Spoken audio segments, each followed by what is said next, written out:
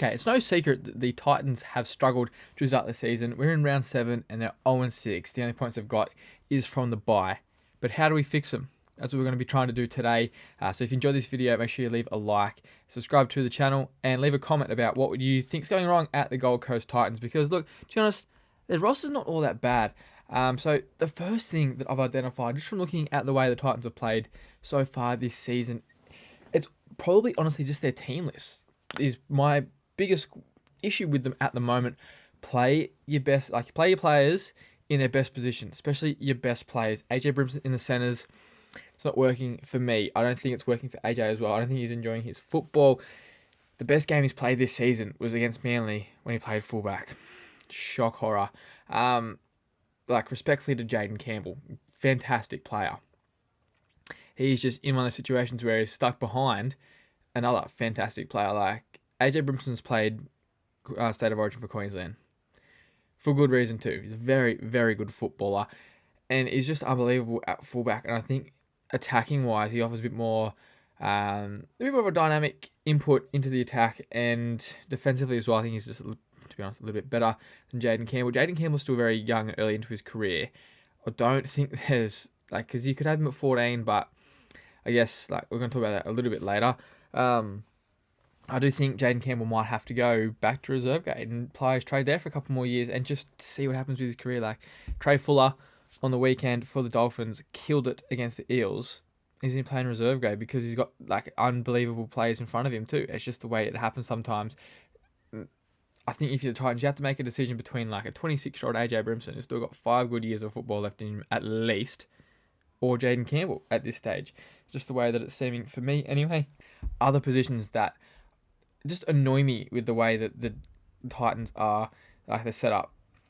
So you're AJ Brimson not playing fullback. David Fifita coming off the bench. It's been trialled by a few coaches now. He's the kind of player, just get him 80 minutes. He can break open a game by himself. If he wants to, he just can take the ball and just charge over 6 blokes. No worries. No issues. He's so unbelievably good, and he's the kind of player that you want out there for 80 minutes. And it's as simple as that. I don't understand why. I get it, you want that dynamic punch and everything off the bench, but just, again, he's so good. Another Origin player.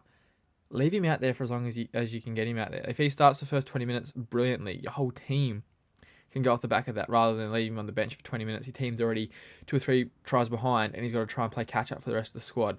For me, I think David Fifita needs to be starting. Other things I think is Sam Verrills. He needs to start for mine as well. He's the best hooker at the club. Yes, Chris Randall is fantastic, and he offers a bit of he's very versatile. He can play lock forward as well, and I understand that when Verrills comes on, he shifts to lock. But you've also got Aaron Clark, that can try and do that to an extent. If you need to take your hooker off, have Chris Randall on the bench, because then when you bring Verrills back on in the second half, then Randall can push to the forward in that second half when the whole game's more fatigued. I don't know. For me, again, just one of those things that if you've got your best hooker at the club, why is he on the bench? Sam Verrills is by far and away a better hooker. Respectfully to Chris Randall as well. Again, I think he's a fantastic player, but Sam Verrills is just better than him, and that is just the be-all and end-all of it. So we're starting Sam Verrills here. The other thing is, I think Phil Sammy actually is a fantastic winger. He was really, really good last season, and having him and Khan Pereira on the wings is just really, really good for the Titans. He got named, I know he's been injured, he got named at fullback though on the weekend. Again, put AJ to fullback, Sammy to the wing, and allows you to put a guy like Jojo Fifita in his more natural position in the centres, because that's the thing, you take AJ Brimson out of the centres and then you got to worry about who you're putting into the centres. But you've got other guys that are getting around. So Harley Smith-Shield hasn't been terrible. Aaron Schopp sitting there in reserve grade as well. There's other options. And the other one is you got to pick who you want as your halfback, Tanner Boyd or Jay Weaver. I think just given Weaver's inexperience at the moment, let him play trade in reserve grade. Tanner Boyd just needs to be the halfback. Just stick by him. It's pretty much that. Or even play him at 6 just to take the pressure off him headlines-wise. I do think there is a good player in Tanner Boyd.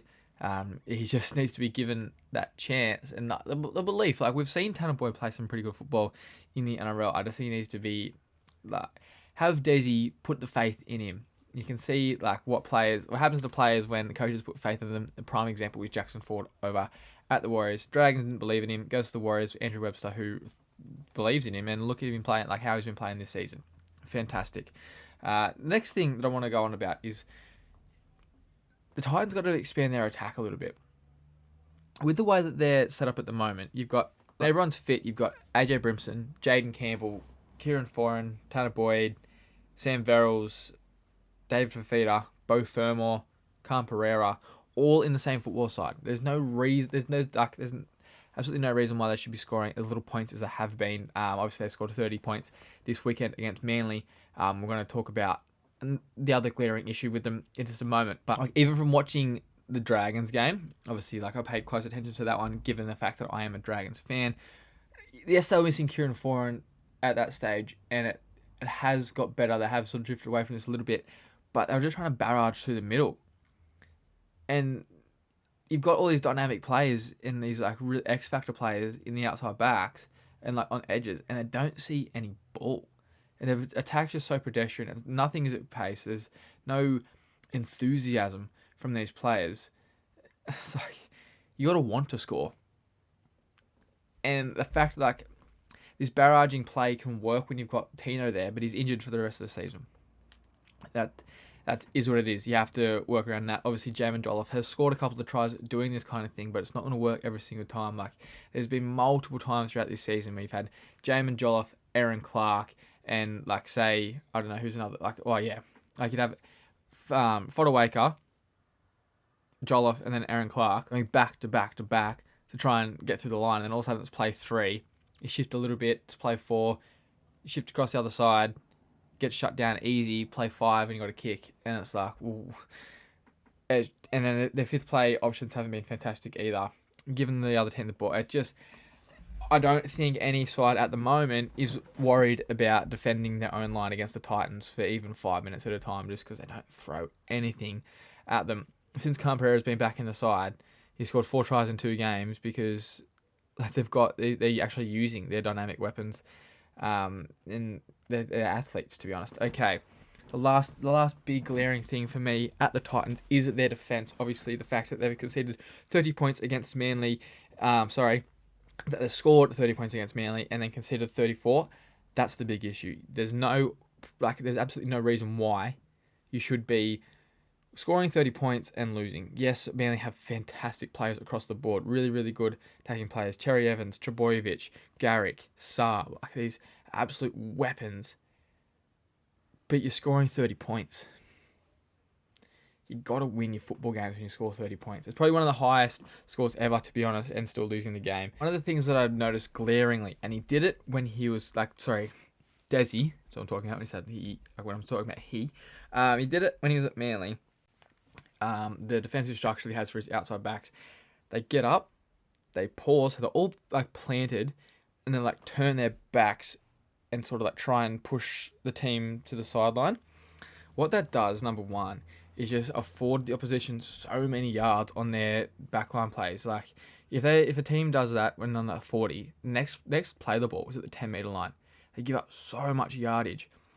But the other thing is, when you turn your back like that, and you've got a gun, let's just say for example you got Valentine Holmes, and he's got these 3 players all shifting towards the sideline with their backs turned, their hips facing away. He's just going to go bang off the left foot and go straight through a massive hole and score a try. The other thing is that any sort of play direction, like if you've got someone coming up like inside, so like or coming under for an X play is what, like let's just say that, like just a change of directional run, they're gonna probably bust the line nearly every time because it's so hard to then try. Like if you're like defending on, let's say, the left edge, and you're leading with your right shoulder, so you're fully turned around. It's hard for me to try and explain and still you be able to hear me.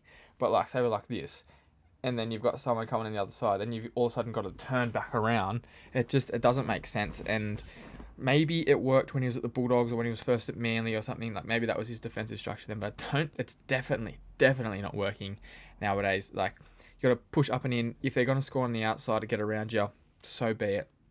But you just don't want to be conceding your tries through the middle third. Shout out Corey Parker. For me, that's probably my biggest thing for the Titans. Their attack has sort of sorted itself out from the start of the season, like from the first couple of rounds where they just could not buy a try. Now they're just conceding so many points. Let's have a quick look at the ladder for the for and against and stuff because, man, that's like, okay, attack wins your games, defense wins your comps, that kind of thing. Yes, it's all attitude based, but if your defensive structure isn't sound, like the way that it isn't for the Gold Coast Titans, then doesn't matter how good a defensive player you are, you're not going to be able to make those kind of tackles. So, like, for me, that's not really on the players as per such. Obviously, players are still out there missing the tackles and that sort of thing, and like they are affording a lot of yardage to the middle as well, which puts them on the back foot and doesn't help the situation. But like that's like the biggest issue for me at the moment. So they're got the second worst defense in the competition with 180 points conceded over 6 games. And then they've scored 90 points, which is the worst attacking side in the comp. So it's not really great reading for the Gold Coast Titans. They got the Warriors next weekend, so we'll see how that goes. But like they're probably the 3 biggest things that I've identified for the Gold Coast Titans that they could probably work on moving forward. Let me know what you've noticed, like especially Titans fans, what you've noticed from the first 7 rounds, 6 games for the Titans. A win is coming soon though. Very, very close against the Raiders, very close against Manly. It is coming. Stay patient, Titans fans.